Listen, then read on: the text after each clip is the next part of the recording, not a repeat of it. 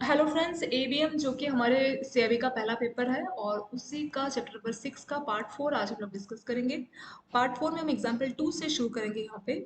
और इससे पहले का जो एग्जाम्पल 1 था जिसमें हमने ये वाला न्यूमेरिकल सॉल्व किया था, इंडिपेंडेंट इवेंट के बाद का जो टॉपिक था, ये हमने यहाँ तक यानी कि पार्ट 1 में हमने कंप्लीट किया था। सॉरी, पार्ट 3 में कंप्लीट किया था। यहाँ पे पार्ट 4 में हम आगे के एग्जाम्पल 2 और आगे के कुछ और टॉपिक को हम डिस्कस करेंगे। तो पहला यहाँ पे एग्जाम्पल है, एग्जाम्पल नंबर 2, जो कि हमारा पहला है आज के लिए। यह है two balls are drawn from a bag one by one with two white and three black balls. तो आपके पास एक बैग है और बैग में 5 बॉल्स हैं, तो उसमें से व्हाइट कलर की बॉल है और 3 कैसी है, 3 है ब्लैक कलर की बॉल। ठीक है, यानी उस बैग में है टोटल 5 बॉल्स। अब what is the probability that the second ball is a white. तो सेकंड बॉल जो है, आपको दो बॉल विड्रॉ करने हैं। ठीक है, दो बॉल आपको ड्रॉ करने हैं उस बैग से। इस बात की प्रोबेबिलिटी क्या आएगी कि जो सेकंड बॉल है वो वाइट होनी चाहिए। ठीक है, इसको इसमें एक फॉर्मूला इन्होंने इस्तेमाल किया। हम बिना फॉर्मूले के मैं आपको बताऊंगी कि आपको कंसेप्ट किस तरह से समझना है, क्योंकि एग्जाम पे आपका जो है ऑप्शनल रहता है, किसी भी एक को आपको टिक करना है। तो कंसेप्ट आप इस्तेमाल कीजिए, ये फॉर्मूले का आपको जरूरत नहीं पड़ेगा। मैं आपको ऐसे ही बता देती हूँ कि इसको किस तरह से सॉल्व करना चाहिए इस तरह के न्यूमेरिकल को। तो इसमें क्या है कि इसको ऐसा समझते हैं कि एक बैग है, बैग में 5 बॉल्स है, उसमें से 2 है व्हाइट कलर की बॉल और 3 है ब्लैक कलर की बॉल। तो टोटल 5 बॉल्स हमारे बैग में। अब हमसे बोल रहा है कि दो बॉल आपको निकालनी है। ठीक है, तो पहली बार आपको पहला चांस दिया जाएगा, तो आप एक बॉल निकाल सकते हैं, फिर आपको दूसरा चांस मिलेगा, दूसरी बॉल आप निकाल सकते हैं। ठीक है, तो बोल रहा है कि जो सेकंड वाली बॉल है वो व्हाइट हो। What is the probability that second ball is a white. तो दो बॉल निकाल रहे हैं, तो पहली बॉल नहीं, जो दूसरी बॉल है वो व्हाइट हो, तो इसकी पॉसिबिलिटी बोल रहा है। तो ये पहला चांस मिला हमें और ये दूसरा चांस मिला हमें सेकंड। और सेकंड बार में जो व्हाइट बॉल आना चाहिए, सेकंड बार में व्हाइट आना चाहिए। यानी कि आप इसको समझ लीजिए कि आपको दो चांस दिए, तो जो सेकंड चांस है उसके ऊपर हमारे को पूरा मतलब हम हमारे पास कोई ऑप्शन नहीं है, सेकंड चांस में व्हाइट ही आना चाहिए, उसका हमें पॉसिबिलिटी सॉल्व करना है। तो सेकंड चांस में व्हाइट आना चाहिए, तो पहली बार में क्या आ सकता है, इसमें दो ऑप्शन बनते हैं कि पहली बार में चाहे तो आपका व्हाइट आ सकता है, या फिर पहली बार में ब्लैक आ सकता है, कुछ भी आ सकता है। तो हम मान के चलते हैं कि पहली बार में हमारा व्हाइट आया, प्लस एक बार में हमने, ये हमारा एक ट्रायल हो गया, फिर अगली बार में हमने फिर ट्राई किया। तो पहली बार में हमारा जो फर्स्ट टाइम है इसमें ब्लैक आएगा, जो सेकंड टाइम है उसमें व्हाइट ही आना चाहिए, क्योंकि हमें प्रोबेबिलिटी उसी की सॉल्व करनी है। तो क्या हम ऐसे करके प्लस करके कुछ और लेके जाएंगे? नहीं, कुछ बचेगा ही नहीं, क्योंकि हमें दो ही चांस मिला था। ऐसा करके हम दो ही बना सकते हैं, हमें दो ही बॉल निकालने का चांस मिला है। तो या तो ये हो सकता है कि पहली बार में व्हाइट आ जाए, दूसरी बार में ब्लैक आ जाए। सॉरी, दूसरा वाला तो फिक्स है। ये बोला कि what is the probability that second ball is a white, मतलब जो हमें सेकंड चांस मिल रहा है उसमें व्हाइट ही आना चाहिए। तो जो सेकंड है उसमें तो व्हाइट ही होना चाहिए। और फिर जब दूसरी बार हमने, पहली बार हमने बॉल निकाला तो उसमें पहली बार व्हाइट आ सकता है, दूसरी बार व्हाइट आ सकता है। प्लस ये भी हो सकता है कि पहली बार में ब्लैक आ गया और फिर दूसरी बार में व्हाइट आएगा। तो हम इस तरह से लेके चलेंगे। दो चांस यहाँ पे हमारे कंप्लीट हो गए कि पहली बार में व्हाइट मिला, दूसरी बार में तो व्हाइट आना ही चाहिए, या पहली बार में ब्लैक आएगा, सेकंड बार में तो व्हाइट आना चाहिए। तो इसमें तो कोई ऑप्शन है नहीं, इसमें तो कोई ऑप्शन है नहीं। जो सेकंड हमारे को है वो तो व्हाइट ही आना चाहिए, तो ये व्हाइट हो गया। इसमें दो ऑप्शन है कि पहली बार में जो है ऑप्शन, जो मतलब जो भी प्रोबेबिलिटी बनेगी वो फर्स्ट टाइम में बनेगी, कि फर्स्ट टाइम में क्या आएगा। तो दो ही ऑप्शन बन सकते हैं, या तो फर्स्ट टाइम में व्हाइट आएगा, या फिर फर्स्ट टाइम में क्या आएगा, ब्लैक आएगा। क्या कुछ और आ सकता है? नहीं, दो ही है, दो ही कलर की बॉल है, या तो व्हाइट है या ब्लैक है, या तो व्हाइट आएगा या फिर ब्लैक आएगा फर्स्ट टाइम में। लेकिन सेकंड टाइम में व्हाइट ही आना चाहिए। तो इसलिए जो फर्स्ट टाइम है, एक बार व्हाइट आएगा तो व्हाइट को लेके चलेंगे, फर्स्ट टाइम व्हाइट, और सेकंड टाइम तो व्हाइट रहेगा ही रहेगा, प्लस फर्स्ट टाइम ब्लैक को लेके चलेंगे। तो ये दो प्रोबेबिलिटी बन रही है, तो इसलिए हमने दो ही लिया है, एक ये हो गया, एक ये हो गया। ये कब है? जब पहली बार में व्हाइट आया, और ये कब है? जब पहली बार में ब्लैक आया। दूसरी बार के लिए हमें नहीं अपना दिमाग को इस्तेमाल करना। क्यों? उसके लिए इसलिए हमें अपने दिमाग को नहीं इस्तेमाल करना, क्योंकि जो सेकंड बॉल है उसमें हमें सोचने का कोई चांस ही नहीं है। बोल रहे हैं कि सेकंड बॉल तो व्हाइट ही आनी चाहिए। तो सेकंड बॉल यहाँ पे भी व्हाइट आ गई, सेकंड बॉल यहाँ पे भी व्हाइट आ गई। जो थोड़ा बहुत कंफ्यूजन था, जिसमें हमें थोड़ा सा डाउट लग रहा था, तो फर्स्ट टाइम में था कि फर्स्ट टाइम में व्हाइट आ सकता है या फर्स्ट टाइम में ब्लू आ सकता है, सॉरी ब्लैक आ सकता है। इसके अलावा कुछ इसका पॉसिबिलिटी नहीं बन सकता। ठीक है, ये हमने, ये जो है हमने ये बना लिया। अब हमें इसको सॉल्व करना है। फर्स्ट टाइम में व्हाइट आएगा, इसको हम कैसे सॉल्व करेंगे? देखिए, दो व्हाइट है और तीन ब्लैक बॉल है, तो पहली बार में व्हाइट आएगा, तो जो दो बॉल्स है उसमें से कोई एक बॉल आपकी आ सकती है। तो 2C1 आप लिख लीजिए, या 2 डिवाइडेड बाय टोटल कितनी बॉल्स है, 2 + 3 5, 5 बॉल्स है, मल्टीप्लाई बाय जो है सेकंड बार में भी व्हाइट आया। तो पहली बार में तो आपका व्हाइट आ ही गया था, उसका पॉसिबिलिटी था two, two C one. Second बार, जब पहली बार हमने कोई व्हाइट बॉल सेलेक्ट की होगी, तो उसके बाद अगली बार कितनी बॉल बचेगी व्हाइट वाली? एक ही बॉल बचेगी, क्योंकि दो में से एक बॉल तो यहाँ पे आ गई है। तो अब अगली बार पॉसिबिलिटीज बनेगी 1C1, ये व्हाइट बॉल की, डिवाइडेड बाय तीन और दो, टोटल यहाँ पे पांच था, 5C1, टोटल पांच बॉल था। लेकिन जब हमने पहली बार में एक व्हाइट बॉल इसमें से सेलेक्ट कर लिया होगा, तो कितनी, चार बॉल बच जाएगी, तो यहाँ पे 4C1 आ जाएगा। प्लस पहली बार में जो है ब्लैक बॉल है, तो ब्लैक बॉल कितनी है, 3 है, तीन ब्लैक बॉल है, तो इसको हम लिखेंगे 3C1, divided by total balls कितनी थी, 3 और 2 5, मल्टीप्लाई बाय जो है सेकंड बार में व्हाइट आए। तो सेकंड बार में जब व्हाइट आएगा तो व्हाइट बॉल्स कितनी है, तब तो दो ही बॉल्स बची, क्योंकि यहाँ पे हमने ब्लैक का लिया है। तो सेकंड बार में व्हाइट है, तो 2C1 डिवाइडेड बाय कितनी बॉल्स है, एक ब्लैक बॉल तो यहाँ पे चली गई होगी, तो बचेगी कितनी, 2 + 2, अब ये तीन नहीं है, तीन में से एक ब्लैक बॉल यहाँ पे सेलेक्ट होगी, जो वन यहाँ पे लिखा है, तो एक चली गई होगी, तो बैग में कितनी दो बॉल बची होगी, तो दो ब्लैक दो व्हाइट, तो कितना आ जाएगा फोर, उसमें से C1। तो इस तरह से जो हमें इसको सॉल्व करना है, तो 2C1, जब भी मैंने कहा था कि यहाँ पे वन रहता तो यही आ जाता, जैसे 2C1 का आंसर होगा 2, 5C1 का आंसर होगा 1, तो जो नीचे 1 लिखा होता है ना, तो जो ऊपर की चीज है वही हमारा आंसर होता है, तो 2C1 को हम लिखेंगे 2, 5C1 को लिखेंगे 5, 1C1 को लिखेंगे 1, 4C1 को लिखेंगे 4, 3C1 को हम लिखेंगे 3, 5C1 को 5, 2C1 को 2 और 4C1 को 4। तो इस तरह से आपका सॉल्व हो जाएगा। तो दो को आप क्या करेंगे, दो से इसको कैंसिल कर देंगे, तो आ जाएगा 1/10। ऐसे ही दो से इसको कैंसिल कर देंगे, तो ये आ जाएगा 3/10, और थ्री और एक फोर, 4/10, तो 4/10 को हम सॉल्व करेंगे तो कितना आ जाएगा 2/5, तो 2/5 हमारा आंसर आ गया, और यहाँ पे भी आपको वही आंसर है 2/5। ठीक है, चाहे तो आप इस वाले फॉर्मूले से भी कर सकते हैं, और यहाँ पे आपने बस थोड़ा सा कंसेप्ट इस्तेमाल करना है, इस तरह से भी कर सकते हो। तो मैंने आपको ये जनरली बताया कि ये फॉर्मूला एक तरह से बना किस तरह से, ये जो इन्होंने जो इस्तेमाल किया वो यही वाला फॉर्मूला इस्तेमाल किया जो मैंने आपको समझाया कंसेप्ट। ये कंसेप्ट कहाँ से आया है, यहाँ पर डायरेक्ट फॉर्मूला मेमोराइज करने से आप कंसेप्ट समझ लीजिए, इस तरह का क्वेश्चन आपको सॉल्व करने में दिक्कत नहीं होगी। ठीक है, तो इसमें हमने कौन सा कंसेप्ट इस्तेमाल किया, एक बार उसके बारे में फिर से बात करेंगे, क्योंकि इससे अगला जो हमारे भी कुछ इसी टाइप का है, जो कि इस कंसेप्ट पे, जो एग्जाम्पल 2 है और एग्जाम्पल 3 है, दोनों एक ही कंसेप्ट पे लागू होते हैं। तो ये जो एग्जाम्पल 2 का कंसेप्ट है, इसको एक बार फिर से एक बार रिवाइज करते हैं। तो हमें क्या लेना है, इसमें बोला है कि दो बैग है, बैग में 5 बॉल्स हैं, उसमें से दो व्हाइट कलर की बॉल है और तीन ब्लैक कलर की बॉल है। तो हमसे पूछा what is the probability that the second ball is a white, मतलब दो बार हमें चांस मिलेगा दो बॉल निकालने का। ठीक है, थैले में 5 बॉल है, हम दुकान में गए, तो दुकानदार ने बोला खुद ही एक काम करो, ब्लैक बॉल जो है बॉल्स निकाल लो, दो बॉल से इस थैले से, इस बैग से। ठीक है, तो उसने बोला कि इसका क्या प्रोबेबिलिटी है कि जो तुम सेकंड बॉल ले रहे हो वो व्हाइट होगा, तो सेकंड बॉल व्हाइट, इसका हमें प्रोबेबिलिटी सॉल्व करना है। यानी कि दो ऑप्शंस हो सकते हैं, या तो ये हो सकता है कि जो सेकंड बॉल है उसमें तो कोई कंफ्यूजन नहीं है, क्योंकि वो सेकंड बॉल तो व्हाइट ही होनी चाहिए। जो फर्स्ट बॉल है उससे भी कंफ्यूजन है, क्या कंफ्यूजन है कि फर्स्ट बॉल क्या व्हाइट आएगी या फिर ब्लैक आएगी, है ना, यही हो सकता है कि फर्स्ट वाली बॉल है तो व्हाइट आ जाएगी या ब्लैक आ जाएगी, और जो सेकंड वाली बॉल है, सेकंड वाली तो व्हाइट ही रहेगी, और यहाँ पे सेकंड वाली वो व्हाइट ही रहेगी, क्योंकि क्वेश्चन में ही बोला है। तो दो पॉसिबिलिटी बनती है कि फर्स्ट वाली बॉल व्हाइट आ जाए, सेकंड वाली बॉल भी व्हाइट आ जाए, प्लस दूसरी पॉसिबिलिटी बनती है फर्स्ट वाली बॉल ब्लैक आ जाए, दूसरी वाली बॉल व्हाइट आ जाए। तो उसी पॉसिबिलिटीज को मैंने यहाँ पे लिखा है, first white second white, first black second white. अब इसको सॉल्व कैसे करना है, इसको हमें इस तरह से इस्तेमाल करना है कि फर्स्ट बॉल व्हाइट आ जाए, तो देखना बैग में कितनी बॉल है, तो पहले पहले आपने बैग देखा तो बैग में थी दो बॉल, तो दो बॉल में से एक व्हाइट, एक बॉल आपने सेलेक्ट की, तो व्हाइट आने की पॉसिबिलिटीज क्या है 2C1, और टोटल टोटल बॉल्स कितनी होगी बैग में, 2 + 3 5, तो 5C1। फिर एक बॉल तो आपने यहाँ पे ले लिया होगा, जो आपको फर्स्ट चांस मिला होगा, तो एक बॉल आपने यहाँ से ले ली होगी, तो अब कितनी बॉल बचेगी वहाँ पे, दो में से एक ही बॉल बचेगी वहाँ पे। ठीक है, तो एक ही व्हाइट बॉल रह जाएगी, तो जो एक व्हाइट बॉल रह गई, और तो उस एक व्हाइट बॉल में से एक बॉल जो है बॉल सेलेक्ट कर रहे हो व्हाइट है, तो उसकी पॉसिबिलिटी 1C1 है, डिवाइडेड बाय बॉल्स कितनी बचेगी बैग में, तो दो व्हाइट थी, दो में से एक व्हाइट तो आपने यहाँ पे सेलेक्ट कर ली, तो अब आपके बैग में एक ही व्हाइट बची, एक व्हाइट प्लस 3 ब्लैक, तो टोटल 4, उस 4 में से आप एक को ले रहे हो, तो एक चांस यहाँ पे आपका हो गया। ऐसे इसको दोबारा से लेके चलना है कि पहली वाली बार में क्या आ जाए, ब्लैक आ जाए, मतलब दोनों चांस लेंगे, क्या ये ऑप्शन हो सकता है, ये ऑप्शन हो सकता है। तो पहला सिनेरियो हमने कंप्लीट किया, दूसरा सिनेरियो की पहली बार में ब्लैक ही आ जाए, तो पहली बार में ब्लैक आ जाए तो क्या करेंगे, तीन ब्लैक है और दो व्हाइट है अभी। ठीक है, हर सिनेरियो में नई तरह से लेके चलना। तो दूसरा सिनेरियो, पहले सिनेरियो में तो हमने सॉल्व किया, दूसरे में बोला कि पहले बार में ब्लैक आ जाए, तो कितनी ब्लैक बॉल है, तीन, तो तीन में से एक बॉल आ जाए, तो उसको कैसे लिखेंगे, 3C1 डिवाइडेड बाय 2 + 3 5, 5C1, ये हो गया, मल्टीप्लाई बाय व्हाइट आ जाए। ठीक है, दूसरी बार में क्या आ जाए, व्हाइट आ जाए, तो 2C2 divided by 5C2, sorry, पहली बार में ब्लैक आ जाए तो आ जाएगा 3C1, क्योंकि एक ही बॉल सेलेक्ट करना है, तीन में से एक बॉल को सेलेक्ट करने का पॉसिबिलिटी प्रोबेबिलिटी होगा 3C1, और बैग में टोटल बॉल्स कितनी होगी उस टाइम पे, 2 + 3 5, 5 में से एक को सेलेक्ट करने का पॉसिबिलिटी जाएगा 5C1। फिर तीन में से एक ब्लैक बॉल तो चली गई होगी, तो उसमें कितनी बॉल्स बचेंगे, दो ब्लैक बॉल बचेगी, दो ब्लैक बॉल और दो व्हाइट बचेगी, तो उसमें से एक व्हाइट बॉल हमें सेलेक्ट करनी है, तो दो व्हाइट में से एक बॉल व्हाइट आया तो उसका पॉसिबिलिटीज क्या रहेगा, 2C1, और बैग में कितनी बॉल्स बची है, 2 + 2 व्हाइट और 2 ब्लैक, एक ब्लैक पहले वाला जो चांस था यहाँ पे चली गई, तो इसलिए अब इसमें 2 ही ब्लैक बची है, तीन नहीं बची, तो दो ब्लैक और दो व्हाइट, तो कितना हो जाएगा 4, 4 में से एक बॉल में सेलेक्ट करना, तो 4C1, तो इस तरह से इसका प्रोबेबिलिटी यहाँ पे हो गया। फिर ये जो सी के नीचे 1 लिखा होता है तो उसका मतलब यही आ जाता है, जैसे 2C1 का 2, 5C1 का 5, 1C1 का 1, 4C1 का 4, ऐसे 3C1 का 3, 5C1 का 5, 2C1 का 2 और 4C1 का 4, तो इसको हम सॉल्व करेंगे तो 2/5 हमारा इसमें आंसर हो जाएगा। आई होप आपको अब समझ में आ गया होगा, क्योंकि हमने इसको रिवाइज भी कर लिया। एग्जाम्पल 3 देखते हैं, ये भी बिल्कुल इसी वाले कंसेप्ट पे काम करेगा।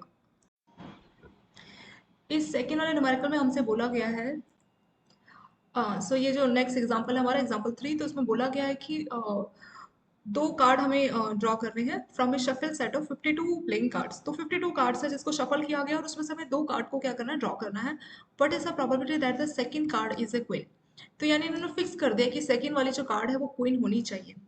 तो कितनी जो है क्वीन कार्ड होती है हमारे टोटल 52 कार्ड्स में से? तो 52 कार्ड्स में से हमारे पास जो क्वीन कार्ड्स होती है वो होती है, सो क्वीन कार्ड कितनी होती है हमारे पास? 4 होती है। ठीक है, तो बोल रहा है कि second card is a queen, तो जो दूसरी कार्ड है वो क्वीन होनी चाहिए। तो जो 52 कार्ड है, 52 कार्ड्स में से जो क्वीन है वो वैसे नंबर की क्वीन जो कार्ड है वो 4 होती है, किंग क्वीन ऐसे ऐसे ऐसे करके 4 4 रहता है। तो क्वीन कार्ड 4 होती है, तो बाकी के जो बच गए, कितने कार्ड बच गए अदर देन क्वीन? क्वीन के अलावा जो बाकी कार्ड बच गए वो कितने बच गए? अदर को मैं ऐसे OTHER ऐसे लिख देती हूँ, अदर देन क्वीन। तो 52 में से 4 क्वीन है, तो क्वीन को छोड़ के जो बाकी के कार्ड्स बचे कितने बचे? 52 माइनस 4। 52 में से अगर हम 4 को माइनस करते हैं कितना आता है? 48। यानी जो other card other than queen ऐसे 48 है, और क्वीन कार्ड ऐसे कितने हैं? 4 है। तो अब हम इस पे सॉल्व करना है, what is the probability that second card is a queen, कि जो दूसरी वाली कार्ड है वो क्वीन होनी चाहिए। तो उसको हम इस तरह से लेंगे कि दूसरी वाली कार्ड तो क्वीन होनी चाहिए, लेकिन हमें दो कार्ड निकालने हैं। तो जो पहले वाला कार्ड है वो क्या होना चाहिए? First card.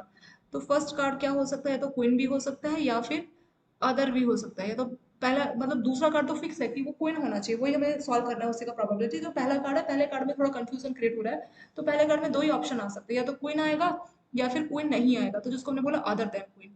तो इसमें दो पॉसिबिलिटीज बनेगी, पहले वाला कार्ड है तो क्वीन आ जाएगा, और जो दूसरा कार्ड है उसमें अदर आ जाएगा। ठीक है, इसके अलावा इसमें और कोई प्रोबेबिलिटी नहीं बनती। तो जो पहला जो था उसका पहले में क्वीन आएगा, और दूसरे में क्या आना चाहिए? दूसरे में तो कुछ हमें ऑप्शन ही नहीं हो, दूसरे में तो जो सेकंड कार्ड है वो हमेशा क्वीन ही होना चाहिए। तो पहला क्वीन, दूसरा भी क्वीन, प्लस ये जो दूसरे का पॉसिबिलिटी, इसमें पहले में अदर आया और दूसरे में क्या है? क्वीन आया। दोनों ही बार में जो सेकंड है, सेकंड ऑप्शन में आपको क्वीन रखना है, और पहला ऑप्शन है एक में आपको क्वीन रखना है और एक में आपको अदर देन क्वीन रखना है। इसके अलावा आपका कोई और पॉसिबिलिटी इसमें बन ही नहीं सकता।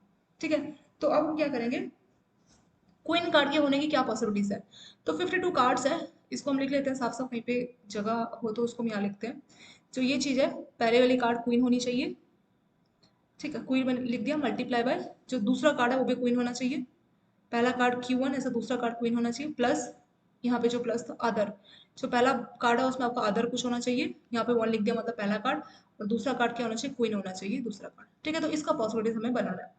तो दो ऑप्शन हमें मिलेंगे, पहला ऑप्शन ये है, दूसरा आपका ये रहेगा। ठीक है, तो पहले में हम दो सेलेक्ट करेंगे और दूसरे में ये करेंगे। इसके अलावा की कोई और प्रोबेबिलिटी बनती ही नहीं, यही प्रोबेबिलिटी इसमें आपकी बनती है। तो पहला कार्ड क्वीन होगा, इसका चांस क्या है? तो 52 कार्ड है, 52 में से क्वीन कार्ड के आने का चांस कितना है? तो ये हो जाएगा 4/52। क्यों? क्योंकि जो क्वीन कार्ड है, एक ही कार्ड है, तो उसको ऐसे लिखेंगे कि एक क्वीन कार्ड, तो चार क्वीन कार्ड है, तो उसमें से एक क्वीन कार्ड के आने का चांस कितना है? 4C1। और 52 में से एक कार्ड के आने का चांस है 52C1। इसको आप सीधे 4/52 भी लिख सकते हैं, क्योंकि 4C1 का आंसर 4 ही होगा। ऐसे ही पहला क्वीन तो हमने सेलेक्ट कर लिया, अब बोल रहा है कि दूसरा जो कार्ड है उसमें भी क्वीन आ जाए, इसका क्या चांस है? तो पहले कार्ड में तो चार क्वीन, जो चार का उसमें से एक क्वीन में से कोई भी एक क्वीन तो सेलेक्ट होगी होगी। अब हमारे पास कितनी क्वीन बची होगी? तो पहले ऑप्शन में 4 क्वीन थी, दूसरे ऑप्शन में 3 क्वीन बची होगी, क्योंकि जो पहली क्वीन है यहाँ से वो सेलेक्ट हो गई होगी। तो जो 4 क्वीन है उसमें सब दूसरे कार्ड में 3 क्वीन बचेगी, 3C1। उन तीन में से कोई भी आप एक कार्ड सेलेक्ट करना है कि वो आपका सेकंड चांस पे क्वीन मिल जाएगी। डिवाइडेड बाय क्या कार्ड 52 होंगे? नहीं, एक कार्ड यहाँ पे चला गया होगा, तो एक कार्ड कम हो जाएगा 51, क्योंकि वो जो एक कार्ड है वो यहाँ पे सेलेक्ट हो गया होगा, जो हमें पहला चांस मिला होगा वहाँ पे एक कार्ड हमारे पास हमने इस्तेमाल कर लिया होगा। तो 52 नहीं, अब हमारे पास 52 1 बचेंगे। टोटल 51 में से जो है इसको सेलेक्ट किया जाएगा। तो इसके हिसाब से पहली पॉसिबिलिटी आपकी रेडी होगी। प्लस अदर, अदर कार्ड की हम बात करेंगे। तो टोटल कितने कार्ड है? 52। 52 में से अदर कितने हैं? अदर है 4। क्वीन कितनी है? सॉरी, अदर है 48 और क्वीन कितनी है? 4। तो अदर कार्ड, तो हमें अदर कार्ड सेलेक्ट करना है, यानी 48 जो कि अदर कार्ड है उसमें से कोई एक कार्ड सेलेक्ट करना है। तो उसका चांस क्या हो जाएगा? 48C1। और उस टाइम पे जो हमारा डेक है उसमें कितने कार्ड होंगे टोटल? तो उस टाइम पे हमारे टोटल जो कार्ड होंगे वो होंगे 52, तो हो जाएगा 52C1 मल्टीप्लाई बाय जो दूसरा कार्ड है वहाँ पे क्वीन आए। तो जब हमने इसमें सेलेक्ट किया था अदर कार्ड में, तो 48 अदर था, तो उस टाइम पे क्वीन कितनी थी? 4 थी। तो 4 में से हमें एक को सेलेक्ट करना है इस बार, तो 4C1 डिवाइडेड बाय क्या कार्ड टोटल 52 होंगे? नहीं, एक कार्ड कम हो चुका होगा क्योंकि एक कार्ड को हमने यहाँ इस्तेमाल किया होगा, तो आ जाएगा 51C1। तो इसको सिंपल आप इस तरह से भी लिख सकते हैं, जितना भी आपको ये C1 दिख रहा है तो इसको आप जो 4C1 है इसका आंसर होता है 1, इसका आंसर होता है 4।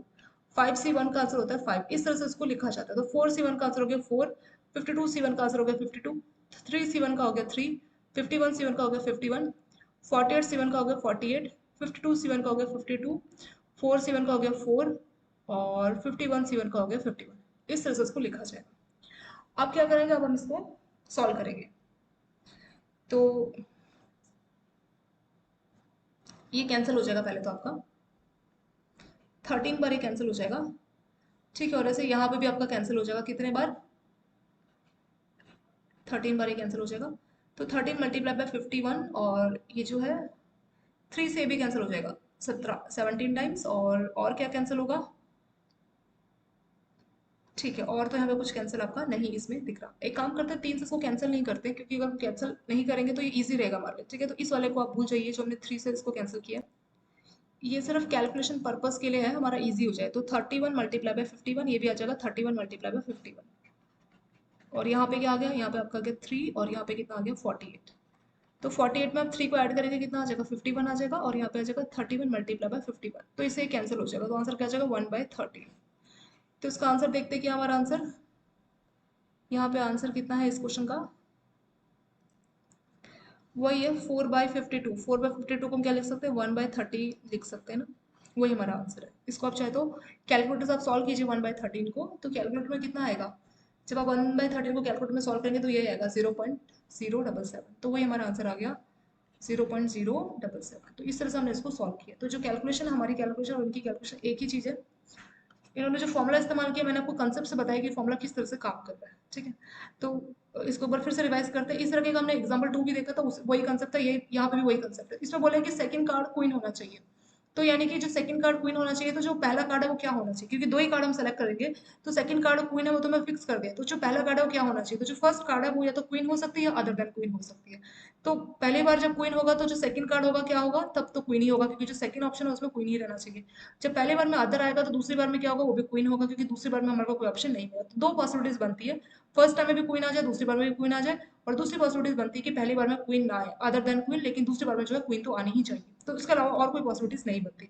तो इस चीज को हमने यहाँ पे लिख दिया, पहली बार में क्वीन आ जाएगी, और दूसरी बार में तो क्वीन आएगी आएगी, क्योंकि ये बोला गया है साफ। ये बॉक्स लगा देते हैं, क्योंकि एग्जाम में बोला है, क्वेश्चन में बोला है, इस पे हमारे को कुछ सोचना नहीं है। पहली बार में अदर देन क्वीन आएगी, अदर देन क्वीन, लेकिन दूसरी बार में तो आपको क्वीन आना ही चाहिए। तो जो पहली बार में क्वीन आएगा, तो कितनी क्वींस थे टोटल? 4 क्वीन है, तो 4 डिवाइडेड बाय 52। दूसरी बार में जो है 4 में से एक कार्ड तो कम हो गया होगा, क्योंकि एक कार्ड यहाँ सेलेक्ट कर लिया होगा, तो 3 कार्ड बचेंगे। तो 3 में से यहाँ पे भी जो टोटल कार्ड है, एक कार्ड कम हो गया होगा, तो 3C1 आ जाएगा दूसरी बार में क्वीन आने का चांस। और 52 में से एक कार्ड तो यहाँ पे सेलेक्ट हो चुका होगा, तो बचेंगे कितने? 51 कार्ड्स। ऐसे अदर अदर में क्या होगा कि क्वीन के अदर देन क्वीन, तो क्वीन 4 है, तो 52 में से अदर कितने बच जाते हैं? 52 माइनस 4, तो अदर बच जाते हैं 48। तो 48 कार्ड सेलेक्ट करना है, किसमें से? 52 में से। तो 48 C1 डिवाइडेड बाय 52 C1। अब अगला चांस किसका आएगा? क्वीन का आएगा यहाँ पे। तो यहाँ पे अदर थे तो 48 था, तो एक भी क्वीन हमने इस्तेमाल नहीं की, तो हमारे पास 4 क्वीन बची थी। तो 4 में से कोई भी एक कार्ड सेलेक्ट किया जाएगा दूसरे चांस में। और यहाँ पे जो टोटल नंबर कार्ड है वो कम हो गया होगा, क्योंकि जो अदर है उसमें से एक कार्ड चला गया होगा। तो 52 नहीं, अब यहाँ पे 51 बचेगा। ठीक है, तो इसको हम सॉल्व कर लेंगे। सॉल्व करके हमें लास्ट में मिलेगा 1/13, जिसको हम डिवाइड करेंगे 1 को 13 से, तो आ जाएगा 0.077। तो वही आपका यहाँ पे आपका आंसर हो गया। ये हो गया। अब हमने एग्जाम्पल 3 भी देखा, अब हम एग्जाम्पल 4 के बारे में डिस्कस करते हैं कि इसमें क्या एग्जैक्टली पूछा गया है। सो यहाँ पे बोले A and B are independent event है। तो जब इंडिपेंडेंट इवेंट होते हैं तो हम लोग कैसे इसको सॉल्व करते हैं, वो भी हमारा था ना, एक फॉर्मूला था, मैं आपको भी बताऊंगी वो फॉर्मूला हमने कहाँ पे देखा था। पहले क्वेश्चन को रीड करते हैं कि ए और बी दो इंडिपेंडेंट इवेंट है, जिसमें ए के होने का चांस है 0.2, ए के होने का जो प्रोबेबिलिटी है वो 0.2, बी के होने का प्रोबेबिलिटी है 0.4। ये आपको दिया है, तो पूछा कि find the probability that both A and B will occur. दोनों के होने का क्या प्रोबेबिलिटी है? अगला क्वेश्चन है सिर्फ ए के होने का, अगला क्वेश्चन है ओनली बी के होने का, लास्ट है एटलीस्ट एक के होने का, और उससे लास्ट का जो फाइनल फिफ्थ क्वेश्चन है वो है नन विल अकर। तो 5 क्वेश्चन एक तरह से आपका 5 नंबर का केस स्टडी बना के इस तरह के क्वेश्चन पूछ सकते हैं। ठीक है, तो मैं इसको सॉल्व करना बहुत ज्यादा मुश्किल नहीं, बिल्कुल सिंपल ही है। तो ए के होने का प्रोबेबिलिटी कितना है? 0.2। इसको यहाँ पे लिखते हैं, ए के होने का प्रोबेबिलिटी है 0.2। तो ए का कॉम्प्लीमेंट्री अगर हमें सॉल्व करना, मतलब ए के ना होने का, तो उसको ए कॉम्प्लीमेंट्री लिखते हैं। तो सिंपल तरीका है, ए को P A plus P A complementary is equal to, ये होता था कितना? 1। तो अगर हमें ए कॉम्प्लीमेंट्री सॉल्व करना, तो हम कैसे सॉल्व करेंगे? इसको हम 1 से माइनस कर लेंगे, तो 1 minus P A is equal to P A complementary. तो P A complementary is equal to 1 minus 0.2। तो एक में से आप 0.2 को माइनस करेंगे, आ जाएगा 0.8। तो इसलिए जो ए का कॉम्प्लीमेंट्री है वो 0.8 है, वो यहाँ पे इन्होंने सॉल्व किया। ठीक है, पी ए तो 0.2 गिवन है, पी ए कॉम्प्लीमेंट्री 1 माइनस किया। 1 माइनस क्यों किया? मैंने आपको यहाँ पे एक फॉर्मुला बताया था, P A plus P A complementary is equal to 1। A को ऐड करना और उसके कॉम्प्लीमेंट्री को ऐड करके 1 ही आता है। तो हमें ए तो गिवन है, हमें ए कॉम्प्लीमेंट्री सॉल्व करना है, तो हम कैसे करेंगे, 1 से इसको माइनस कर देंगे, तो वो यहाँ पे लिखिए। 1 में से अगर हम 0.2 को माइनस करेंगे तो आ जाएगा 0.8, तो ये आ जाएगा आपका ए कॉम्प्लीमेंट्री का आंसर। ठीक है, यहाँ पे कॉमा लगाना चाहिए, उन्होंने नहीं लगाया, चलिए कोई नहीं। अब हम पी बी लिखते हैं। पी बी का वैल्यू कितना है, 0.4, यानी बी के होने का जो पॉसिबिलिटी है, प्रोबेबिलिटी है, वो है 0.4। अब हमें बी कॉम्प्लीमेंट्री भी सॉल्व करना है। हम ये सबका कॉम्प्लीमेंट्री क्यों सॉल्व कर रहे हैं, ये अभी आपके जो क्वेश्चन आपको समझ में आएगा कि हम इसको क्यों सॉल्व कर रहे हैं। हम इसको एडवांस में सॉल्व कर रहे हैं, ये इसकी जरूरत हमें अभी पढ़ने वाली है इन 5 क्वेश्चन को सॉल्व करने के लिए। तो पी बी हमें गिवन है 0.4, ऐसे ही सेम फॉर्मुला लगेगा, पी बी प्लस बी का कॉम्प्लीमेंट्री इज इक्वल टू 1। तो हमें बी कॉम्प्लीमेंट्री सॉल्व करना है, तो हम क्या करेंगे, 1 में से पी बी को माइनस कर देंगे, तो इससे जो है बी का कॉम्प्लीमेंट्री सॉल्व हो जाएगा। तो 1 में से अगर आप 0.4 को माइनस करेंगे तो कितना आ जाएगा, 0.6 आ जाएगा। तो 0.6 क्या है, ये हमारा पी बी का कॉम्प्लीमेंट्री का आंसर आएगा। ठीक है, तो चारों चीजें हमारे पास, दो चीजें हमें गिवन और बाकी की दो चीजें यानी कि उनकी जो कॉम्प्लीमेंट्री वो हमने सॉल्व कर ली। पी ए है 0.2, पी ए का कॉम्प्लीमेंट्री आया था 0.8, पी बी है 0.4 और पी बी का कॉम्प्लीमेंट्री आया 0.6। तो चार हमें वैल्यू मिल गई है। अब चलिए हम अपने क्वेश्चन पे आते हैं। Find the probability that A and B both will occur. जब ए और बी दोनों ही होगा, जब एंड का साइन होता है तो हमने कहा था ना ये इंटरसेक्शन को रिप्रेजेंट करता है। जब और होता ना ए और बी के बदले, अगर और होता तो उस केस में हम यूनियन इस तरह से लगाते हैं, लेकिन ए एंड बी दोनों ही है तो यानी कि इंटरसेक्शन की बात कर रहा है। तो हमने पी ए इंटरसेक्शन बी में दो इसके क्वेश्चंस देखे थे कि पी ए इंटरसेक्शन बी में अगर वो इंडिपेंडेंट इवेंट्स होते तो क्या उसका फॉर्मूला रहता है। चलिए इसको देखते हैं, हमने कहाँ पे देखा था। ये जो हमने थ्योरम यहाँ पे देखा था कि जब दो इवेंट्स इंडिपेंडेंट होंगे तो उसमें पी ए इंटरसेक्शन बी का फॉर्मूला है P A multiply by P B, यही वाला फॉर्मूला हम यहाँ पे इस्तेमाल करने वाले हैं। अगर वो आपस में जो है साइमल्टेनियसली होते तो उस केस में पी ए इंटरसेक्शन बी का ये वाला फॉर्मूला होता, पर वो इंडिपेंडेंट है, इंडिपेंडेंट के केस में मल्टीप्लाई वाला फॉर्मूला हो जाएगा। तो इस केस में साफ साफ लिखा है कि जो आपके इवेंट्स है वो इंडिपेंडेंट है, तो इसलिए हमें इन दोनों में से यही वाला फॉर्मूला जो है इस्तेमाल करना चाहिए, ये नहीं करना चाहिए। उसका रीजन क्या है, क्योंकि जो इवेंट्स है वो इंडिपेंडेंट है। हमें कैसे पता लगा इंडिपेंडेंट, क्वेश्चन में साफ साफ लिखा हुआ है। अगर लिखा होता कि साइमल्टेनियसली हो रहे हैं तब हम ये वाला फॉर्मूला इस्तेमाल करते हैं। वो इंडिपेंडेंट हो रहे हैं अलग अलग एक दूसरे के अकरेंस से, दूसरे को कोई फर्क नहीं पड़ता, तो उसमें हमें ये वाला जो फॉर्मूला है इस्तेमाल करना है। P A intersection B is equal to P A multiply by P B. चलिए फॉर्मूला भी हमने देख लिया, अब हम यहाँ पे आ जाते हैं। तो पी ए इंटरसेक्शन बी, हमने इंटरसेक्शन का साइन क्यों लगाया, जब एंड होता तो हम लोग इंटरसेक्शन का ही साइन लगाया था, मतलब दोनों चीजें होनी चाहिए ए बी और बी बी, इसलिए एंड का साइन लगा यानी इंटरसेक्शन। तो पी ए इंटरसेक्शन बी, और क्योंकि ये इंडिपेंडेंट इवेंट है तो पी ए इंटरसेक्शन बी में हमने कौन सा फॉर्मूला लिया, P A multiply by P B. तो बहुत सिंपल है, पी ए का आंसर हमारे पास है कितना है, पी ए वो है 0.2, पी बी कितना है वो है 0.4। तो कुछ नहीं करना, 0.2 को 0.4 से आप मल्टीप्लाई करेंगे तो कितना आ जाएगा 0.08। तो एक नंबर का पहला क्वेश्चन तो आपका सॉल्व हो गया। ठीक है, ए एंड बी। तो फर्स्ट हमारा सॉल्व हो गया। अब हम सेकंड पे आते हैं। इसमें बोला है कि ओनली ए अकर, सिर्फ ए आएगा। तो अगर ओनली ए अकर होगा तो उस केस में क्या होगा, उस केस में ये वाला फॉर्मूला इस्तेमाल करना है। अगर सिर्फ ए आएगा, ए अकर, तो उसमें आपको फॉर्मूला क्या इस्तेमाल करना है, ए लेना है और जो बी है बी का आपको कॉम्प्लीमेंट्री ऐसे लेना पड़ेगा। उसमें भी इंटरसेक्शन होगा बट बी का कॉम्प्लीमेंट्री लेना पड़ेगा। अगर इसके बदले सिर्फ ए अकर के बदले होता कि only be occur, only be occur, तो ओनली बी होता तो उस केस में क्या करते कि ए का आप इंटरसेक्शन लेते और फिर आपको उसका ए का सॉरी कॉम्प्लीमेंट्री लेते, फिर आपको इंटरसेक्शन करना होता बी के साथ। तो यानी जिसकी भी बात करेगा ओनली ए ओनली बी, तो जिसकी बात करेगा उसको तो हम एज इट इज लेंगे और जो दूसरा वाला बच जाएगा, क्योंकि दो ही है ए और बी, तो अगर ओनली ए बोलेगा तो जो बी है बी का कॉम्प्लीमेंट्री लेके दोनों का इंटरसेक्शन आपको निकालना पड़ेगा। इस तरह से जो है इसका फॉर्मूला बनेगा।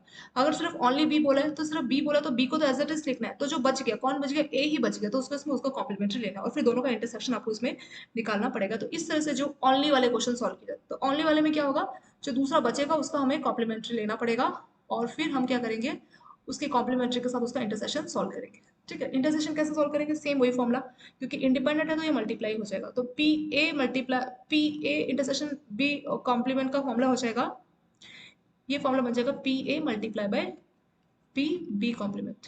Simple.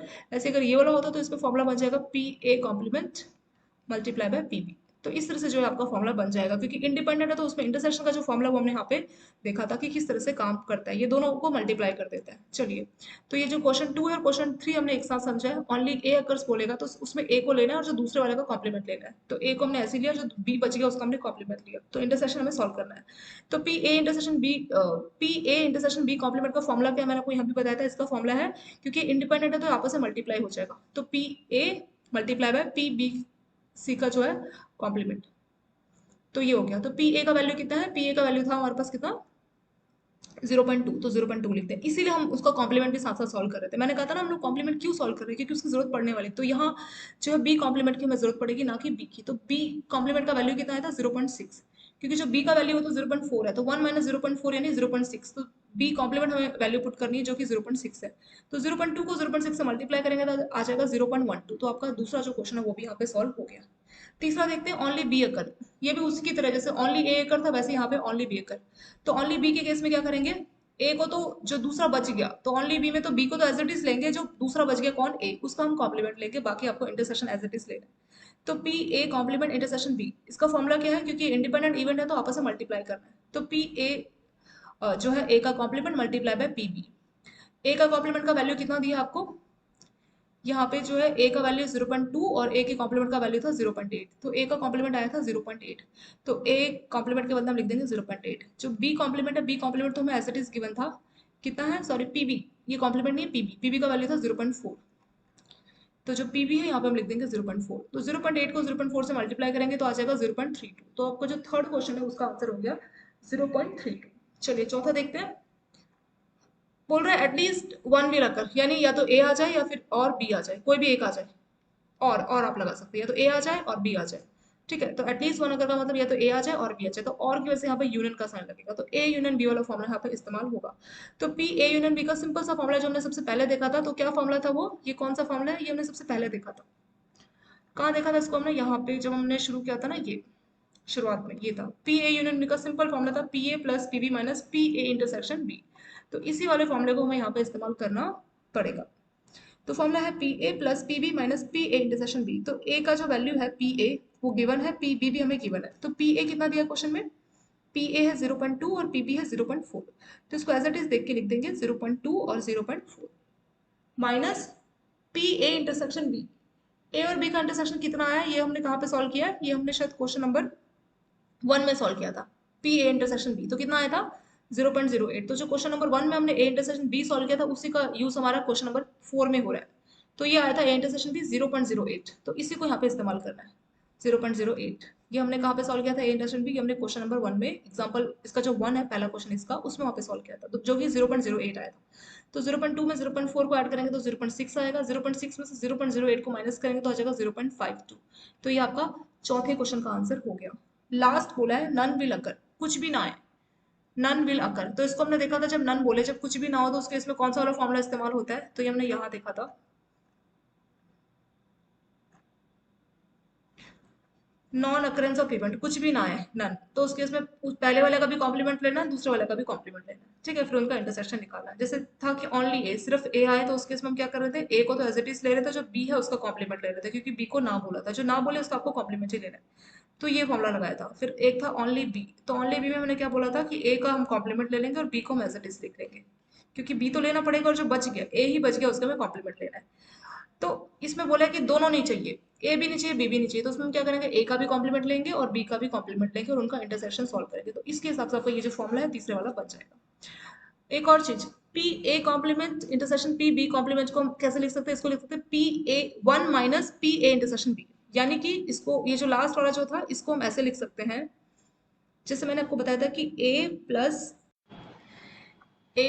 A complement is equal to 1। ये मैंने आपको, ये फॉर्मूला हम लोगों ने डिस्कशन किया था। ठीक है, यानी ए और उसका जो कॉम्प्लीमेंट है उनको हम ऐड करेंगे तो 1 आना चाहिए। तो सेम जो आपका ए इंटरसेक्शन बी है इसको आप ए मान के चलिए।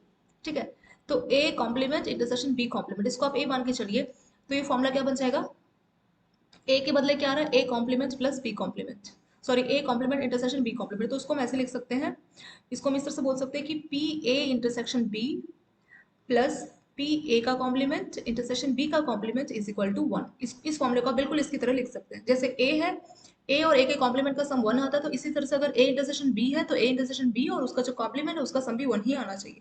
तो अगर हमें कोई बोलेगा कि A complement intersection B complement को फॉर्मूला बताइए, तो उसको हम ऐसे लिख सकते हैं, P A complement intersection B complement के फॉर्मूले को हम लिखेंगे 1 माइनस, ये इधर चला जाएगा तो हो जाएगा पी ए इंटरसेक्शन बी। ठीक है, तो इसके हिसाब से आपका ये वाला फॉर्मूला यहाँ पे आया था। ये जो फॉर्मूला है इसका मैंने मतलब समझाया कि फॉर्मूला एक्जेक्टली आया कहाँ से, P 1 minus P A intersection B, वही मैंने यहाँ पे लिखा है ना। तो ये फॉर्मूला कहाँ से आया, इसका कंसेप्ट यहीं से है। किसी चीज को ऐड करना, उसके कॉम्प्लीमेंट्स को ऐड करना इज इक्वल टू 1 होता है हमेशा। चाहे आप ए ले लीजिए, ए इंटरसेक्शन बी ले लीजिए, कुछ भी ले लीजिए, उसको आप ऐड करेंगे, उसके कॉम्प्लीमेंट को ऐड करेंगे, उसको और उसके कॉम्प्लीमेंट को ऐड करेंगे तो 1 आएगा। तो अगर कॉम्प्लीमेंट गिवन है, इसका मतलब कॉम्प्लीमेंट अगर गिवन है, तो अगर हमें उसकी वैल्यू सॉल्व करनी है तो उसको हम लिख सकते हैं 1 minus P A intersection B. इस फॉर्मूले को आप याद रखेंगे क्योंकि ये फॉर्मूला हमारा क्वेश्चन नंबर 5 में इस्तेमाल होने वाला है। ठीक है, चलिए यहाँ पे देखते हैं हमारा लास्ट में पूछा है कि दोनों नहीं होने चाहिए, नन भी लगकर, तो ए भी नहीं आना चाहिए, बी भी नहीं आना चाहिए, तो उसको हम लिखेंगे A complement intersection B complement. तो A complement intersection B complement को ये वाला फॉर्मूला इस्तेमाल किया है।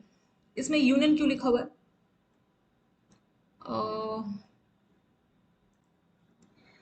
इसमें यहाँ पे आपके फॉर्मूले को जो ऊपर दिया हुआ है फॉर्मूला, वो था आपका इंटरसेक्शन पे, यहाँ पे इन्होंने यूनियन कर दिया, ये आपका गलती से मिस्टेक है, यहाँ पे भी इंटरसेक्शन ही आपका इसमें आएगा। ठीक है, यहाँ पे इंटरसेक्शन आएगा। और नन भी लगकर में हमने और के लिए लगाया, इसमें दोनों है कि ए भी नहीं आना चाहिए और बी भी नहीं आना चाहिए, तो ये एंड लगेगा यहाँ पे, ए एंड बी दोनों लगेगा, तो एंड की वजह से यहाँ पे इंटरसेक्शन लिखा है, तो इंटरसेक्शन लिखा है तो यहाँ पे आपका इंटरसेक्शन ही आएगा। तो 1 minus P A intersection B का आंसर कितना था? 0.08 था, यहाँ पे हमने देखा था ना 0.08। तो 1 में से 0.08 को माइनस करेंगे तो वो आपका आंसर इसमें हो जाएगा, तो कितना आएगा? 0.92 आएगा। तो ये आपका इसमें आंसर हो जाएगा लास्ट वाले का। ठीक है, नन भी लगा, यहाँ पे आपका मिस्टेक यहाँ पे किया हुआ है। चलिए, ये पांचों क्वेश्चन यहाँ पे हो गए, तो सिंपल से इसको रिवाइज करते हैं। ए और बी दो इंडिपेंडेंट इवेंट्स है, जिसमें ए का वैल्यू 0.2 है, बी का वैल्यू 0.4 है।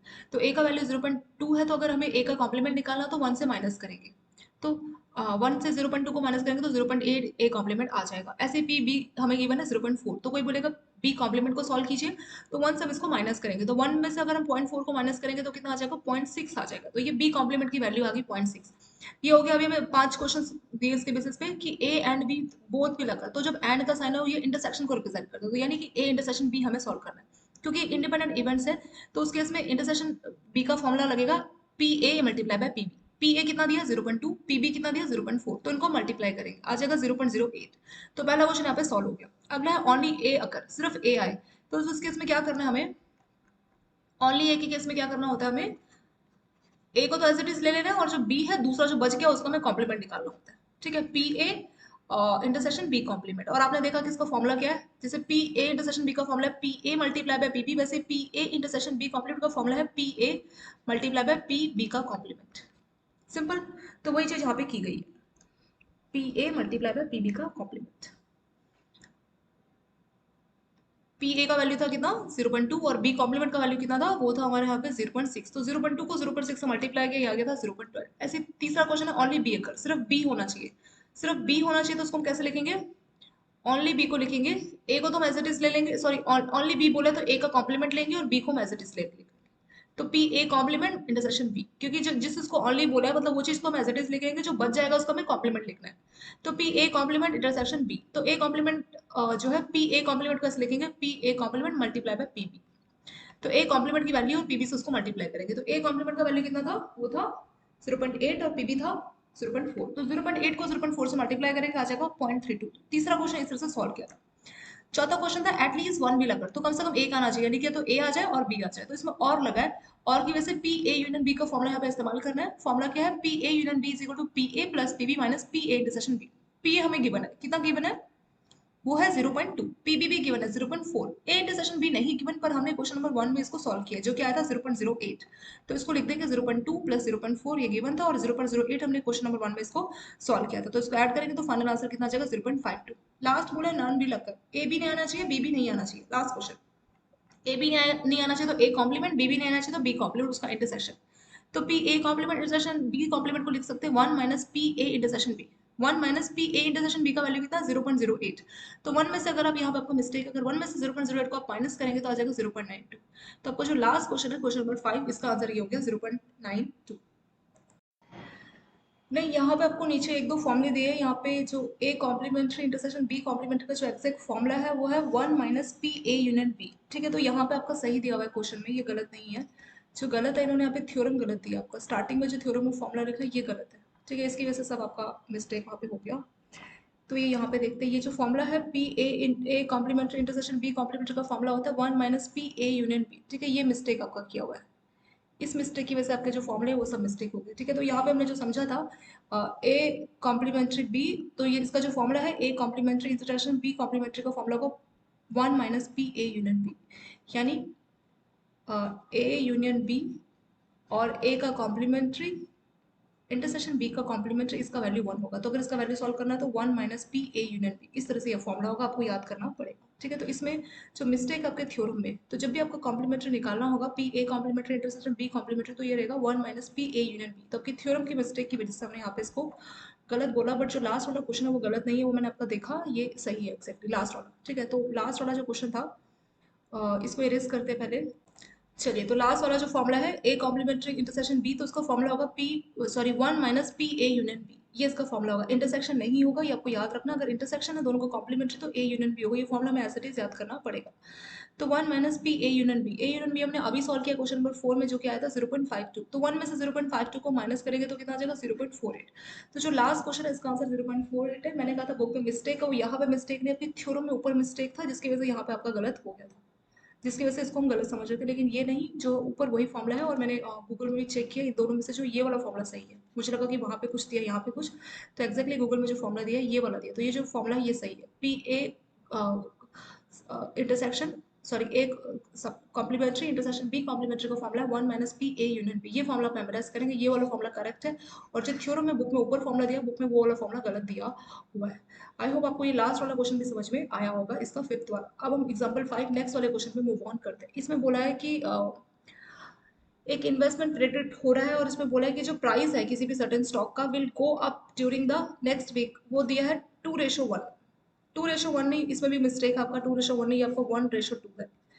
और odds in favour of price, तो बोला कि प्राइस मूव करेगा, किसी स्टॉक का प्राइस बढ़ेगा तो उसका जो पॉसिबिलिटीज है उसका प्रिडिक्शन वो है 1:2, और जो प्राइस सेम रहेगा तो उसका पॉसिबिलिटीज कितना है, प्रोबेबिलिटी है 1:3।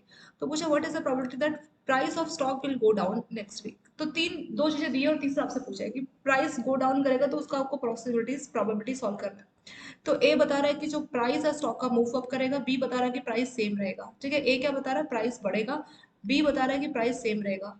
तो क्वेश्चन में पूछा है कि प्रोबेबिलिटी बताइए कि प्राइस जो है डाउन होगा, तो इसकी लेके आपको प्रोबेबिलिटी इसमें पूछी है। तो पहले हम ए देख लेंगे और बी देख लेंगे। तो ए में कितना दिया, 1:2 दिया है, तो ए का प्रोबेबिलिटी कितना आ जाएगा, 1/1+2, यानी 1/3 हमारा ए का प्रोबेबिलिटी आ जाएगा। वैसे बी का प्रोबेबिलिटी क्या आ जाएगा, 1/3 है, तो 1/1+3, 1/4, तो बी का प्रोबेबिलिटी आ जाएगा 1/4। तो अगर हमें इसका कॉम्प्लीमेंट्री निकालना है तो कैसे करेंगे, उसको हम माइनस कर देंगे। तो 1 में से 1/3 को माइनस करेंगे तो आ जाएगा 2/3, तो ए कॉम्प्लीमेंट्री का आंसर हो गया 2/3। ऐसे बी कॉम्प्लीमेंट्री भी आप सॉल्व कर सकते हैं 1/4, तो 1 माइनस 1/4 कितना हो जाएगा 3/4। तो इससे हमने दोनों का कॉम्प्लीमेंट्री भी सॉल्व कर लिया, पहले इवेंट का और दूसरे इवेंट का, जो होना और उसका कॉम्प्लीमेंट्री दोनों हमने सॉल्व किया। जो होने का इवेंट है वो तो हमें साफ दिया 1:2, 1:3, तो 1:2 को हम सॉल्व करेंगे 1/1+2। तो जब भी ये रेशो में गिवन होता है तो उसको हम इस तरह से सॉल्व करते हैं। मान लीजिए अगर a/b दिया है तो उसमें से a के होने का पॉसिबिलिटीज कुछ बोला है, तो वो a/a+b इस तरह से हो जाता है, ये हमें याद रखना होगा। दो हमने कर लिया, अब बोला कि प्राइस डाउन जाएगा, तो इसका पॉसिबिलिटीज क्या बताइए।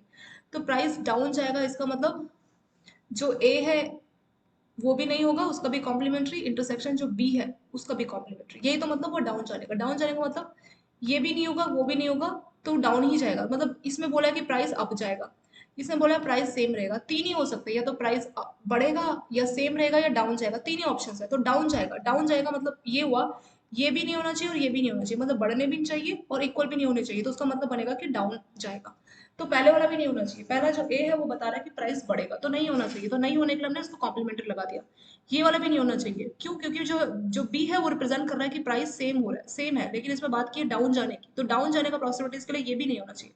तो पहला भी नो है, दूसरा भी नो है, तो इसके लिए इसका हमने इंटरसेक्शन लगाया। तो ये दोनों चीजें होनी चाहिए, एंड है, ऐसा नहीं कि ये है ये, और नहीं है कि एंड है, दोनों ही, ये भी नहीं होना चाहिए एंड ये भी नहीं होना चाहिए, क्योंकि एंड है तो हमने यहाँ पे इंटरसेक्शन का साइन लगाया, तो ये वाला फॉर्मूला हमने यहाँ पे इसलिए इस्तेमाल किया। तो फॉर्मूला क्या बोलता है, A complementary intersection B complementary. A complementary represent कर रहा है, ए किसको रिप्रेजेंट कर रहा है, ए रिप्रेजेंट करता है बड़े हुए प्राइस को, तो बड़ा हुआ प्राइस नहीं होना चाहिए, नहीं होना चाहिए, इसलिए हमने इसका कॉम्प्लीमेंट्री लगा दिया। बी रिप्रेजेंट कर रहा है प्राइस सेम है, सेम भी नहीं होना चाहिए, तो इसलिए हमने इसका भी कॉम्प्लीमेंट्री लगा दिया। पूछा क्या है कि प्राइस डाउन जाना चाहिए, तो डाउन जाने का मतलब यही है कि बढ़ना भी नहीं चाहिए और सेम भी नहीं रहना चाहिए, और इसका इंटरसेक्शन मतलब दोनों ही चीजें होनी चाहिए, यानी कि एंड की पॉसिबिलिटीज यहाँ पे बन रही है, तो एंड की वजह से हमने यहाँ पे ये लगाया। और क्या होता है कि या तो ये हो जाए या ये हो जाए, एंड में क्या ये भी नहीं होना चाहिए प्लस ये भी नहीं होना चाहिए, तो इसलिए हमने एंड वाला फॉर्मूला यहाँ पे लगाया। तो ये जो फॉर्मूला था P A complementary intersection B complementary, तो इसका फॉर्मूला क्या होता है पी, इसका फॉर्मूला होता है 1 minus P A union B. ये जो आपका लास्ट क्वेश्चन था इसमें भी यही वाला फॉर्मूला लगा था। तो P A complementary intersection B complementary का फॉर्मूला था 1 minus P A union B. Theorem में गलत दिया पर इस वाले में यहाँ पे सही दिया। और गूगल में भी यही वाला फॉर्मूला दिया है, तो इसलिए यही वाला फॉर्मूला हम इस्तेमाल करेंगे। तो फॉर्मूला है 1 minus P A union B. तो यानी हमें ए यूनियन बी को सॉल्व करना पड़ेगा। तो ए यूनियन बी का मतलब क्या हुआ, सिंपल सा फॉर्मूला हम लिखते हैं पी ए यूनियन बी। तो इसका फॉर्मूला होगा P A plus B P B minus P A intersection B. तो ये फॉर्मूला हमारा पी ए यूनियन बी का। पी ए कितना दिया है, पी बी कितना दिया है, वो हमें देखना पड़ेगा। तो पी ए हमें कितना दिया है, वो हमने सॉल्व किया था। पी आया था 1/3, तो पी ए के बदले लिख देंगे 1/3। ऐसे पी बी कितना दिया है 1/4, तो पी बी के बदले भी हम लिख देंगे यहाँ पे 1/4। पी ए लिख दिया हमने, पी बी लिख दिया, ठीक है। Minus P A intersection B. A intersection B, क्या इसमें कुछ कॉमन है? ए बता रहा है कि प्राइस बढ़ रहे हैं, ए बता रहा है प्राइस बढ़ रहे हैं, बी बता रहा है प्राइस इक्वल है। तो क्या इसमें कोई चीज इंटरसेक्शन क्या बताता है, क्या चीज कोई कॉमन है? एक बोल रहा है कि बढ़ेगा रेट और एक बोल रहा है इक्वल, तो क्या इसमें कुछ कॉमन है? नहीं, इसमें कुछ भी कॉमन नहीं है। ये आपस में म्यूचुअली एक्सक्लूसिव है, मतलब एक चीज के होने से दूसरी चीज को वो रिस्ट्रिक्ट कर रहा है। अगर प्राइस बढ़ेंगे तो इक्वल कैसे रह सकता है, या प्राइस अगर इक्वल होगा तो बढ़ कैसे सकता है, तो उसको बोला जाता है म्यूचुअली एक्सक्लूसिव इवेंट। तो ए और बी म्यूचुअली एक्सक्लूसिव इवेंट्स है, तो जो म्यूचुअली एक्सक्लूसिव है उसका जो इंटरसेक्शन है वो जीरो आता है, ठीक है। तो कुछ भी इसमें कॉमन नहीं रहता है, तो कुछ भी कॉमन नहीं है, तो इसके इसकी वजह से जो ए इंटरसेक्शन बी है वो उसमें जीरो हो जाएगा। तो इसमें पी ए यूनियन बी का सिंपल फॉर्मूला हो जाएगा P A plus P B, क्योंकि ये तो जीरो ही हो गया। तो पी ए कितना था 1/3, पी बी कितना था वो था हमारा 1/4, तो 1/3 प्लस 1/4 ये कितना आ जाएगा 7/12 इसमें हो जाएगा। तो पी ए यूनियन बी का फॉर्मूला कितना हो गया, आंसर कितना हो गया 7/12। तो 1 माइनस ए यूनियन बी यानी कि 7/12। तो 1 में से 7/12 को आप माइनस करेंगे तो कितना आ जाएगा 5/12 इसका आंसर हो जाएगा। तो जो एग्जाम्पल 5 है उसका आंसर क्या आ गया 5/12। आई होप आपको ये एग्जाम्पल नंबर 5 भी समझ में आया होगा। इसको शॉर्ट में फटाफट से रिवाइज करते हैं। इसमें बोला था कि जो दो चीजें हो रही है इन्वेस्टमेंट में, मतलब दो नहीं, देखा जाए तो तीन चीजें हो सकती है। कोई भी आप इन्वेस्टमेंट करोगे तो क्या हो सकता है कि या तो शेयर का प्राइस बढ़ेगा, क्या वो प्राइस सेम रहेगा या डाउन जाएगा। क्या इसके अलावा कोई और चौथी पॉसिबिलिटीज आपके पास है? नहीं, तीन ही हो सकता है, या तो प्राइस बढ़ेगा या प्राइस सेम रहेगा या प्राइस डाउन जाएगा, तीन पॉसिबिलिटीज बनती है। तो जो पहला इवेंट है वो है बढ़ेगा, दूसरा इवेंट जो है इक्वल रहेगा, सेम रहेगा। तो इन दोनों की पॉसिबिलिटीज जो है प्रोबेबिलिटी हमें गिवन है। फिर पूछ रहे हैं कि जो डाउन जाएगा उसकी प्रोबेबिलिटी हमें सॉल्व करना है। तो दो चीजें गिवन है और तीसरे वाले को हमें सॉल्व करना है। तो जो है कि जो प्राइस है स्टॉक का गो अप बढ़ेगा ड्यूरिंग द नेक्स्ट वीक, तो उसका प्रोबेबिलिटी कितना है 1:2। ये भी यहाँ पे मिस्टेक है, ये 1:2 है। तो 1:2 है प्राइस बढ़ने का, और फिर वो जो प्राइस सेम रहेगा तो उसका पॉसिबिलिटी प्रोबेबिलिटी है 1:3। तो जो है ए को हम रिप्रेजेंट करते हैं प्राइस बढ़ने से और बी को रिप्रेजेंट करते हैं प्राइस सेम होने से। तो पी ए कैसा आ जाएगा 1/3, 1:2 है तो 1/3। ऐसे पी बी कितना आ जाएगा 1/3, तो 1/1+3 यानी 1/4। तो 1/3 ए का पॉसिबिलिटीज आ रहा है, 1/4 बी का पॉसिबिलिटीज आ रहा है। तो इसका कॉम्प्लीमेंट्री जो इसका सॉरी इसका कॉम्प्लीमेंट्री सॉल्व करना है, तो कैसे हम सॉल्व कर सकते हैं? वैसे इस क्वेश्चन में हमें कॉम्प्लीमेंट्री की तो जरूरत पड़ी नहीं, तो कॉम्प्लीमेंट्री जो है हमें सॉल्व ना भी करें तो भी चलेगा, ठीक है। क्योंकि कॉम्प्लीमेंट्री का हमें जरूरत नहीं पड़ा, सिर्फ ए और बी का हमें जरूरत पड़ा, तो कॉम्प्लीमेंट्री हम ना भी सॉल्व करें तो चलेगा, इसका जरूरत नहीं है। तो अब हमें बोला था कि what is the probability that price की जो स्टॉक का प्राइस है वो क्या रहेगा, डाउन, कम हो जाएगा। तो डाउन होगा इसका मतलब बढ़ना भी नहीं चाहिए और इक्वल भी नहीं रहना चाहिए, क्योंकि ए बढ़ने को रिप्रेजेंट कर रहा है और बी इक्वल को रिप्रेजेंट कर रहा है। तो ये भी नहीं होना चाहिए और वो भी नहीं होना चाहिए, और एंड मतलब दोनों ही चीजें नहीं होनी चाहिए। तो इसलिए हमने ए का भी कॉम्प्लीमेंट्री लगा दिया और बी का भी कॉम्प्लीमेंट्री लगा दिया और उसका इंटरसेक्शन लगा दिया। तो इसका फॉर्मुला क्या होता है, इसका फॉर्मुला होता है 1 minus P A union B. ये इसका फॉर्मुला होता है 1 minus P A union B का हमें फॉर्मुला लगाना पड़ेगा। पी ए यूनियन बी का फॉर्मुला होता है P A plus P B minus P A intersection B. क्योंकि ये जो दोनों इवेंट है, ए रिप्रेजेंट कर रहा है प्राइस बढ़ने को और बी रिप्रेजेंट कर रहा है प्राइस सेम रहेगा। तो क्या इसमें से कुछ कॉमन आएगा? एक बोल रहा है बढ़ेगा, एक बोल रहा है इक्वल रहेगा, तो क्या कुछ कॉमन है? नहीं, कुछ भी कॉमन नहीं है। ये म्यूचुअली एक्सक्लूसिव है। म्यूचुअली एक्सक्लूसिव उनको बोला जाता है जैसे अगर हेड आ गया तो टेल नहीं आएगा, या टेल आ गया तो हेड नहीं आएगा, यानी एक चीज आएगी तो दूसरा नहीं हो सकता, इसमें कुछ भी कॉमन नहीं रहता है। इसको बोला जाता है म्यूचुअली एक्सक्लूसिव। तो इसकी वजह से जो इंटरसेक्शन हो तो जीरो हो गया। तो सिंपल हमारा ए यूनियन बी का फॉर्मुला बन गया P A plus P B. P A कितना दिया 1/3, पी बी कितना था 1/4, तो 1/3 प्लस 1/4 7/12। तो 7/12 हमारा ए यूनियन बी का फॉर्मुला आ गया। इसको हम सॉल्व करेंगे, 1 में से 7/12 को माइनस करेंगे तो आ जाएगा 5/12। तो ये वाले क्वेश्चन का आंसर यहाँ पे कंप्लीट हो गया। चलिए एग्जांपल नंबर 6 को भी डिस्कस करते हैं। इसमें बोला है कि सुशांत टुक टू टेस्ट, दो टेस्ट लिए गए, पॉसिबिलिटीज ऑफ पासिंग, टेस्ट को पास होने का चांस है 0.6, ठीक है। और बोल रहा था the probability of her passing the first test. दो टेस्ट लिए तो उसमें से बोला है कि जो है टेस्ट को पास करने का पॉसिबिलिटी है 0.6। बोथ टेस्ट मतलब दोनों के दोनों टेस्ट को पास करने का पॉसिबिलिटी है 0.6, ये बोथ वाले का है। और बोल रहा है कि सिर्फ फर्स्ट वाले टेस्ट को पास करने का पॉसिबिलिटी है 0.8। तो उसमें पूछ रहा है what is the probability of her passing the second test. बोल रहा है कि सेकंड टेस्ट को पास होने का क्या पॉसिबिलिटीज है, given that she has pass the first test, यानी पहला टेस्ट वो पास कर चुकी है। तो पहले टेस्ट और दूसरा टेस्ट को कुछ ना कुछ रिप्रेजेंट करना पड़ेगा। तो ए को रिप्रेजेंट कर लेते हैं पहले टेस्ट के लिए, पहले टेस्ट का जो इवेंट है, और बी को रिप्रेजेंट करते हैं दूसरे टेस्ट के लिए, ठीक है। तो बोल रहा है कि the possibilities of passing both test, both मतलब दोनों, दोनों मतलब intersection.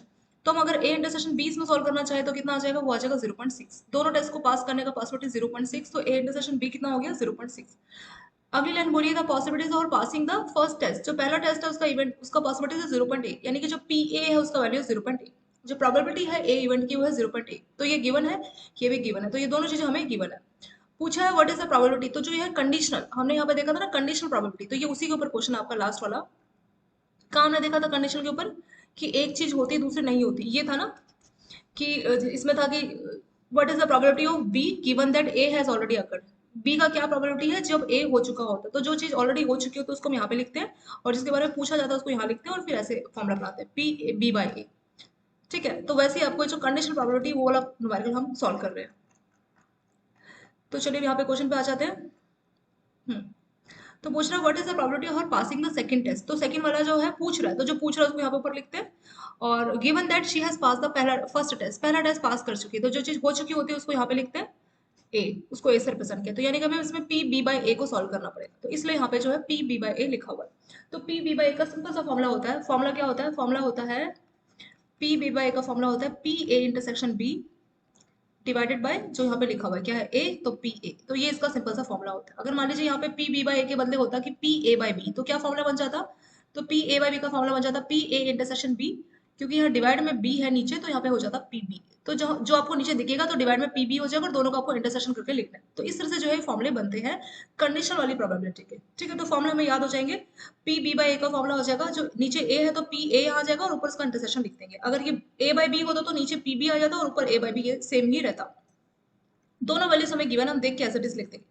P A intersection B कितना दिया 0.6, तो लिख दिया।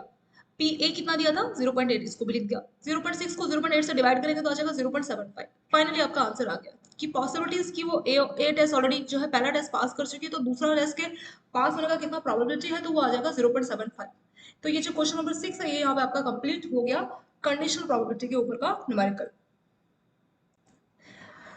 और अगर इसके बदले ये क्वेश्चन ऐसे होता कि what is the probability of passing the first test given that she has already pass the second test, कि पहले वाले टेस्ट का पॉसिबिलिटीज पूछता और बोलता कि दूसरा टेस्ट ऑलरेडी पास कर चुकी है, तो उसमें क्या करते हैं, पहले वाले का पूछ रहा है तो ए को ऊपर लिख लेते हैं, और दूसरा टेस्ट ऑलरेडी पास कर चुकी है तो उसको बी ऐसे लिख लेते हैं।